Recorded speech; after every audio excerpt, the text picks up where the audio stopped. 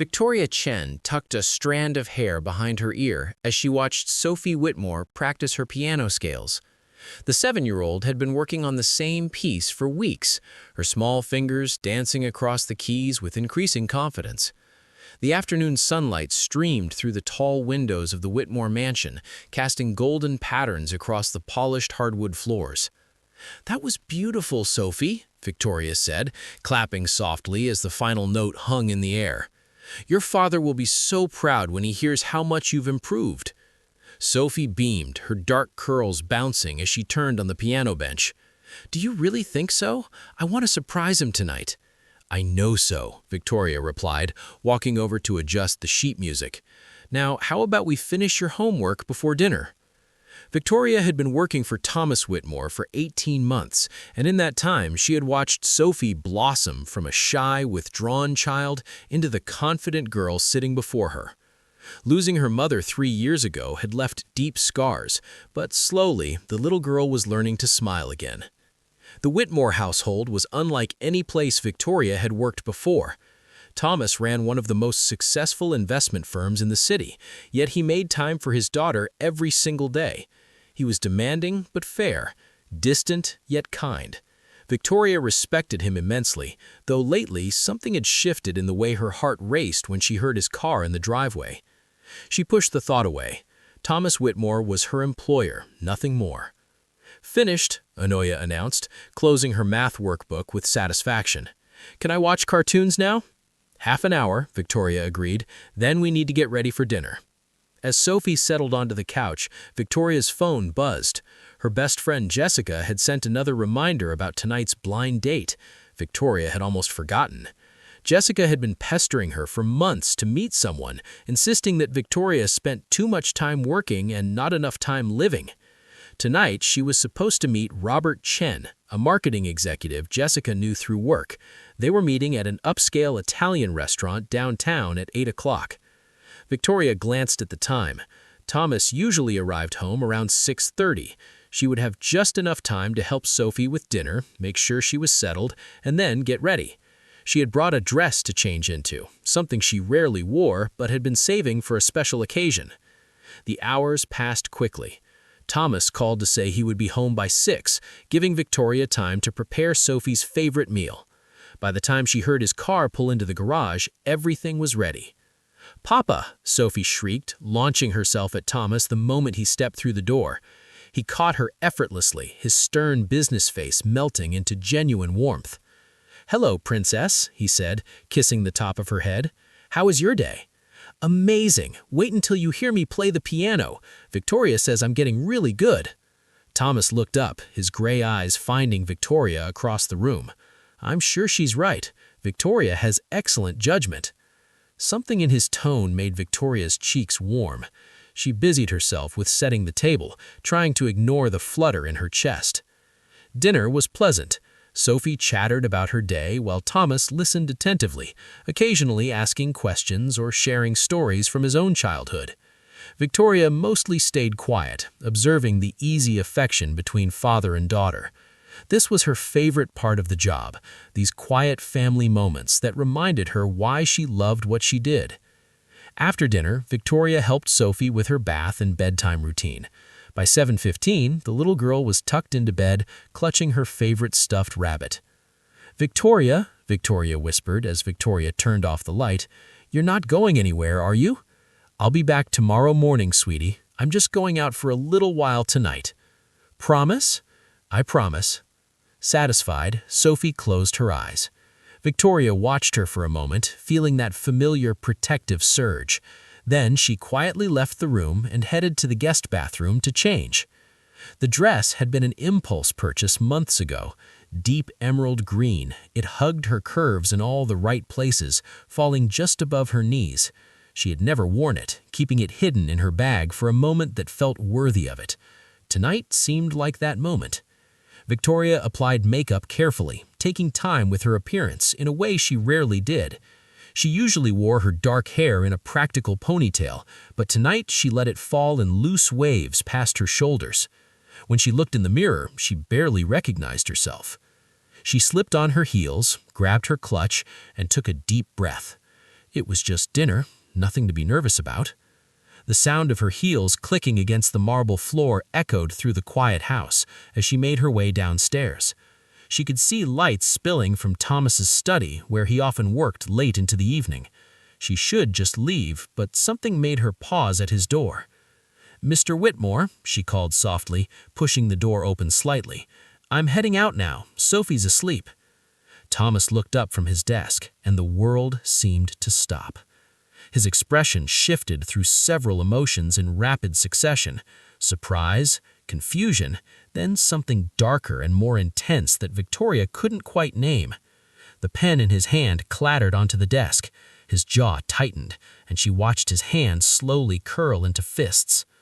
"Where do you think you're going, dressed like that?" The words hit Victoria like a physical force. This was not the polite, professional Thomas Whitmore she knew. This was someone else entirely, someone whose eyes blazed with an emotion that made her heart pound. "Excuse me?" she managed to say. Thomas stood slowly, his tall frame seeming to fill the room. "You heard me, Victoria. Where are you going?" Victoria felt her face flush with a mixture of anger and confusion. The intensity in Thomas's voice was something she had never heard before. It was raw, almost desperate, and completely inappropriate for an employer speaking to his employee. "I have a date," she said, lifting her chin defiantly. "Not that it's any of your business, Mr. Whitmore." Thomas took a step closer, and Victoria could see the muscle in his jaw working. His gray eyes, usually so calm and measured, were storming with emotion. "A date," he repeated, as if the words tasted bitter on his tongue. "With whom?" "Someone my friend introduced me to. His name is Robert. Again, I don't see how this concerns you." "It concerns me because—" Thomas stopped abruptly, seeming to fight some internal battle. He ran a hand through his dark hair, loosening the perfectly styled strands. "Because you work for me. You live under my roof. I'm responsible for your safety." Victoria laughed, but there was no humor in it. "I'm 26 years old, Mr. Whitmore. I don't need permission or protection. I've been taking care of myself for a long time." "That dress," Thomas said, his voice dropping even lower. "That dress is going to give him the wrong idea." The audacity of his words struck Victoria like a slap. The wrong idea? And what idea would that be exactly? That I'm a woman who exists outside of this house? That I have a life beyond caring for your daughter? Thomas flinched at her sharp tone, but he didn't back down. Instead, he moved closer, close enough that Victoria could smell his cologne, that familiar scent of cedar and something uniquely him that she had noticed countless times before. "I didn't mean it like that," he said, but his eyes told a different story. They traveled over her face, her hair, the curve of her neck, before he seemed to catch himself and look away. "I just think you should be careful. You don't know this man." "And you don't know me as well as you think you do," Victoria shot back. "I appreciate your concern, but I'm perfectly capable of making my own decisions." She turned to leave, her heart hammering against her ribs. But before she could take more than 2 steps, Thomas spoke again. "Victoria, wait." Something in his voice made her pause. When she looked back, she saw vulnerability in his expression that she had never witnessed before. The powerful CEO, the man who commanded boardrooms and made million-dollar decisions without hesitation, looked utterly lost. "I'm sorry," he said quietly. "You're right. I had no right to speak to you that way. I just—" He trailed off, shaking his head. "Have a good evening." Victoria wanted to say something, to ease the tension crackling between them, but no words came. Instead, she nodded and walked out, feeling his eyes on her back until she disappeared from view. The drive to the restaurant was a blur. Victoria's hands gripped the steering wheel tightly as she tried to process what had just happened. Thomas's reaction had been so out of character, so possessive and intense. And the way he had looked at her, as if seeing her for the first time, had awakened something inside her that she had been trying desperately to ignore. She arrived at La Bella Vista 15 minutes late. Robert was waiting at the bar, exactly as Jessica had described him. Tall, handsome in a conventional way, with perfect teeth and an easy smile. He stood when he saw her, his eyes appreciating her appearance in a way that should have been flattering, but somehow felt hollow. "Victoria," he said warmly, taking her hand. I was starting to worry you had changed your mind. You look absolutely stunning." "Thank you. Sorry I'm late. Traffic," she lied smoothly. They were seated at a table near the window overlooking the city lights. Robert ordered wine and immediately launched into conversation. He was articulate and charming, talking about his job and marketing, his recent promotion, his passion for sailing. He asked questions about her work, seeming genuinely interested when she talked about Sophie. "Children are wonderful," Robert said, refilling her wine glass. "I hope to have a few of my own someday, with the right person, of course." Victoria smiled politely, but her mind was elsewhere. She kept thinking about the look on Thomas's face, the way his voice cracked when he apologized. She found herself comparing Robert's practiced charm to Thomas's rare, genuine smiles. The way Robert's laugh seemed calculated next to the way Thomas's eyes crinkled when Sophie said something funny. "Victoria, did you hear my question?" Victoria blinked, realizing Robert had been speaking. "I'm sorry, what did you say?" "I asked if you'd like to order dessert. You seem distracted tonight. Is everything all right?" Before Victoria could answer, her phone buzzed. Sophie's name flashed on the screen. Her heart immediately jumped to her throat. Sophie never called this late unless something was wrong. "Excuse me, I need to take this," she said, already standing. "Victoria?" Sophie's voice came through, thick with tears. "I had a bad dream. I can't find Papa anywhere. The house is so quiet and scary." "Oh, sweetheart, I'm sure your father is just in his study. Did you check there?" "I'm scared to go downstairs alone. Can you come home, please?" Victoria felt her chest tighten. She could hear the genuine fear in Sophie's voice, the vulnerability of a child who had already lost too much. "Of course, honey. I'll be there as soon as I can. Go back to your room and wait for me, okay?" "Okay," Sophie whispered. "Hurry." She ended the call and turned to Robert, who was watching her with polite concern. "I'm so sorry, but I have to go. There's an emergency with my charge." "The little girl you mentioned? Is she all right?" "She will be once I get home. I really apologize for cutting the evening short." Robert stood, pulling out his wallet. "Don't worry about it. Children come first. Maybe we can try this again sometime." "Maybe," Victoria said, non-committally, already gathering her things. She practically ran to her car, kicking off her heels once inside and driving barefoot back to the Whitmore house. The 20-minute drive felt like an eternity. When she finally pulled into the driveway, she saw lights on throughout the house. The front door opened before she could reach it. Thomas stood in the doorway, still dressed in his work clothes minus the jacket and tie. His hair was even more disheveled than before, and there were dark circles under his eyes. "She's in her room," he said quietly. "I didn't know she had called you. I was in my study with the door closed. I didn't hear her crying until a few minutes ago." Victoria brushed past him, heading straight for the stairs. She found Sophie sitting in bed, clutching her stuffed rabbit with tears streaming down her face. The moment the little girl saw Victoria, she launched herself into her arms. "You came back," Sophie sobbed into her shoulder. "You came back." "Of course I did, sweetheart. I promised, didn't I?" Victoria held her, rocking gently and stroking her hair until the tears subsided. She sang the lullaby Sophie loved, the one that she had learned from her own mother years ago. Slowly, the little girl's breathing evened out, and she drifted back to sleep. Victoria carefully laid her back down, tucking the blankets around her small frame.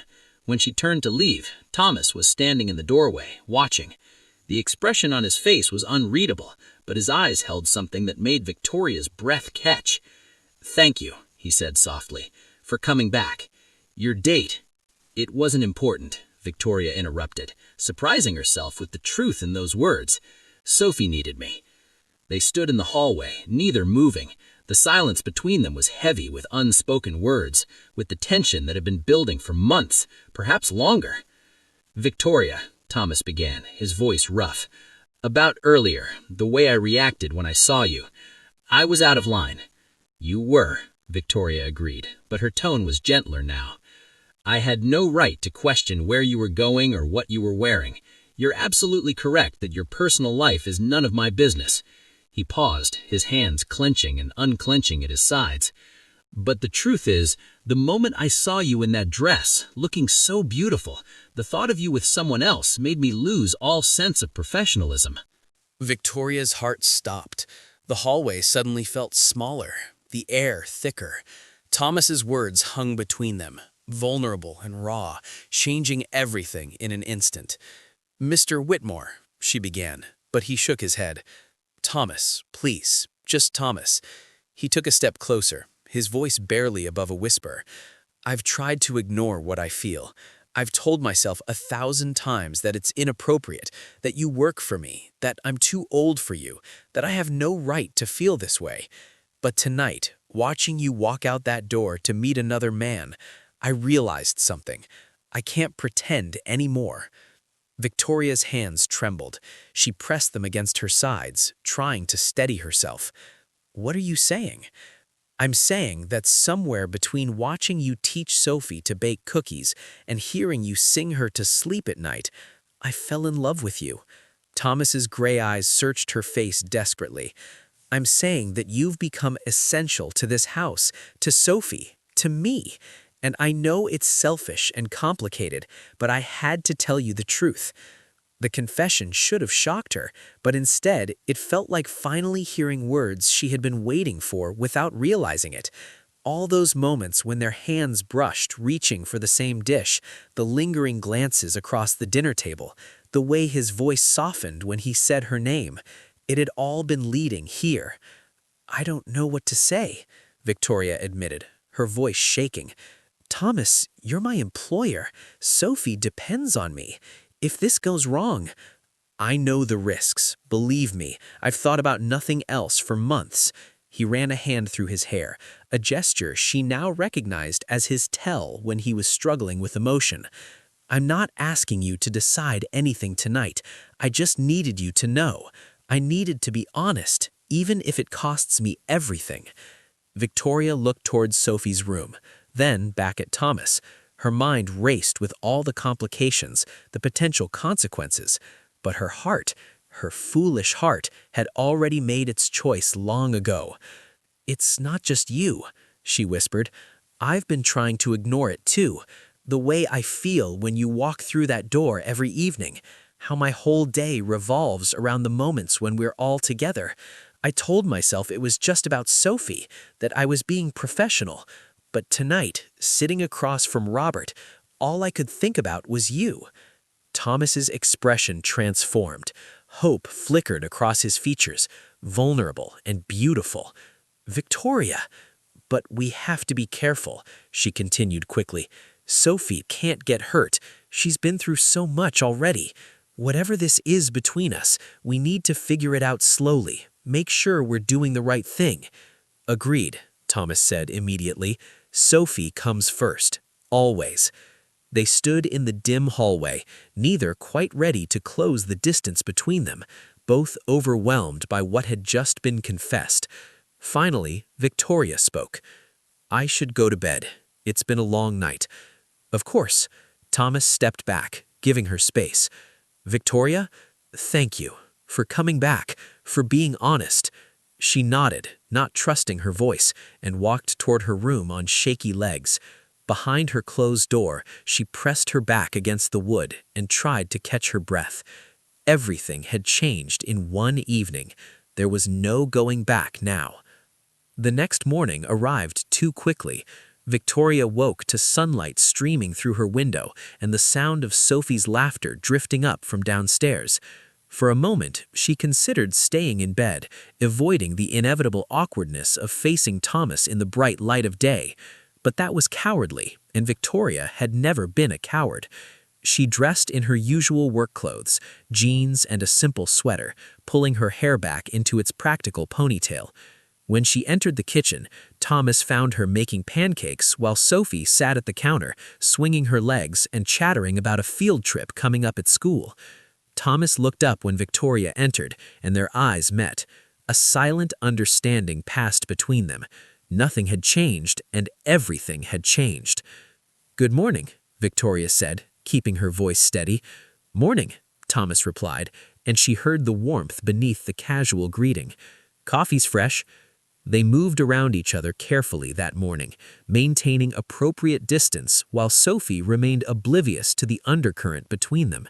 It was both torture and thrilling, this new awareness of each other. Over the next few weeks, they navigated their changed relationship with caution. Thomas came home earlier from work, joining them for dinner every night. They took Sophie to the park together, went to her school concerts as a unit. To anyone watching, they looked like a family, but they were careful. No inappropriate touches, no lingering glances when Sophie was watching. Their moments alone were rare and brief, stolen conversations after Sophie went to bed, where they learned more about each other beyond their roles as employer and nanny. Victoria discovered that Thomas loved classical music but secretly enjoyed terrible action movies, that he had wanted to be an architect before his father pressured him into business, that he still missed his late wife, Sophie's mother, but had made peace with moving forward. Victoria learned that Thomas had grown up in foster care, bouncing between homes until she aged out of the system, that she had put herself through college working 3 jobs, that she had always dreamed of having a family of her own someday, something she had never experienced as a child. "You're extraordinary," Thomas told her on one night as they sat in his study after Sophie had fallen asleep. "Everything you've overcome, everything you've accomplished on your own." "I don't feel extraordinary. Most days I still feel like that scared kid, hoping someone will